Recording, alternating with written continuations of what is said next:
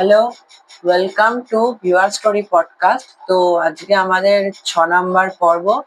আজকের পর্বটা একেবারেই নতুন, অথচ মর্মস্পর্শী একটা পর্ব, যেখানে গল্পটা একটা কিশোরের নয়, কিন্তু একটা সমাজের একটা আয়না। তো আজকের গল্পটা হচ্ছে, আমি কি শুধুই নাম্বার, এক মেধাবী ছাত্রের হারিয়ে যাওয়ার আত্মপরিচয়। তো এই গল্পটা পাঠিয়েছে অর্ণব দাস বলে, সল্টলেক থেকে। তো এই যে টপিকটা হচ্ছে পাঠিয়েছে, তা এটা নিয়ে তুই কি বলতে চাস? ওই যে বলছে আমি যে শুধুই কি নাম্বার। মানে একাডেমিক লাইফে মেনলি নাম্বার দ্বারাই জাজ করা যায় সমাজে বাইরেতে। তো হ্যাঁ, মানে আর কি, যা ভাবনাটা ঠিকই, মানে যে স্টুডেন্টরা নাম্বার চেয়েও একটু মানে নাম্বার ছাড়াও দেখা উচিত ওদের। আচ্ছা, তো একটা সময় ছিল মানে যেমন পরীক্ষার খাতা মানেই নাম্বারের আত্মপরিচয়। তো শুধু কি নাম্বার দিয়ে কি সেই মানুষটার বিচার করা উচিত, না তার মানে সম্মান দিয়ে আর কি বিচার করা উচিত? নাম্বারও একটা এবে, এবার দুটোই করা উচিত দেখা যায়। তো যেটা আমাদের গল্পটা পাঠিয়েছে, বলছে, আমি অর্ণব, ক্লাস 10-এ পড়ি, বরাবরই পড়াশোনায় ভালো। সবাই বলে ও তো ফার্স্ট বয়, ওর নিয়ে চিন্তার কিছু নেই।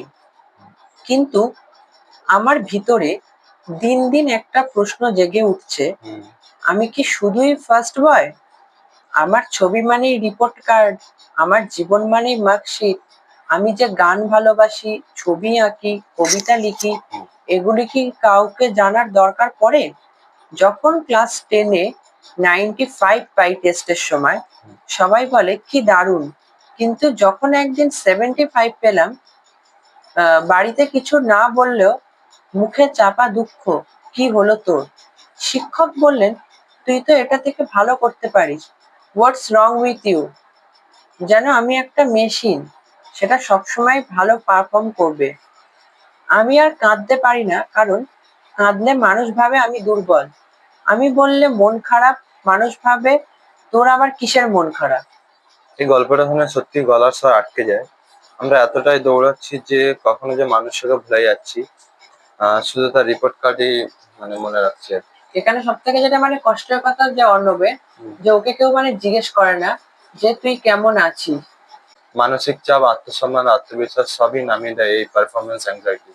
আমাদের সমাজে একটা পরিবর্তন আনা দরকার। মানে একটা ছাত্রের শুধু নাম্বার দিয়ে তার জাজ করা উচিত না, মানে সে কিরকম আছে, কেমন আছে, তার মনের ভেতরটা মানে আর কি দেখা উচিত।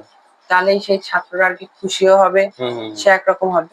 তো আমাদের যে লাইভ কল, মানে একটা লাইভ ভিডিওতে যে মেসেজ আসে, তো সেখান থেকে একজন বলছে, আমি নিজেও অর্ণবের মতো ছিলাম, ফার্স্ট বয় ছিলাম, কিন্তু কাউকে বলতে পারিনি যে আমি গান গাইতে চাই। সবাই হেসে উড়িয়ে দিত।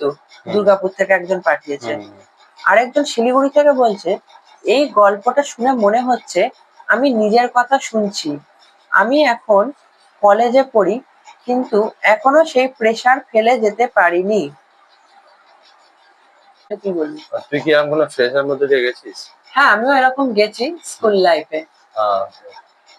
তো যেটা উচিত আর কি, গার্জেনদের উচিত মানে তাদের ছেলে মেয়েদের প্রতি প্রেশারটা কম দেওয়া। এখন মানে যেরকম আর কি প্রেশার দেয়, অল টাইম মানে পড়তে বসে রাখা, মানে একদম মাঠে খেলতে দেয় না, সেটা যাতে একদমই না করে।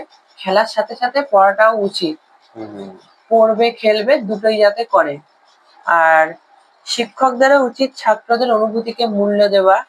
আর তাছাড়াও আমাদের নিজেদের উচিত নিজেদের অনুভূতির কদর করা, সম্মান করা থাকা দরকার। বন্ধুদেরও লাইক ধরুন সাপোর্টে থাকা উচিত, মানে কম্পিটিশনের সময় না, বা সবসময় মানে বন্ধুদের থাকা উচিত। কলেজ বা স্কুলে মেন্টাল সেশন বা এইসব থেরাপি বা এইসব আনা উচিত, বা কোনো মানে কাউন্সিলিংও করা উচিত। হ্যাঁ। তো আজকে সে আমাদের প্রতি এপিসোডের মতোই আজকেও আমরা কমেন্টের নিয়ে এসেছি। তো প্রথম বলছে একজন, আমি কিভাবে বোঝাবো আমার বাবা মাকে যে আমি আর পড়াশোনার চাপে হাঁপিয়ে উঠছি?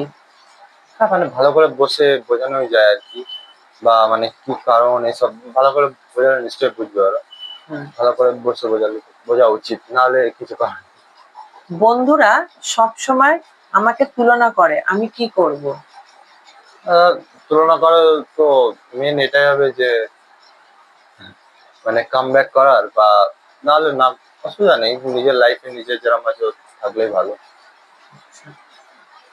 তারপর বলছে আমার ভালো লাগার কাজগুলোতে পরিবারের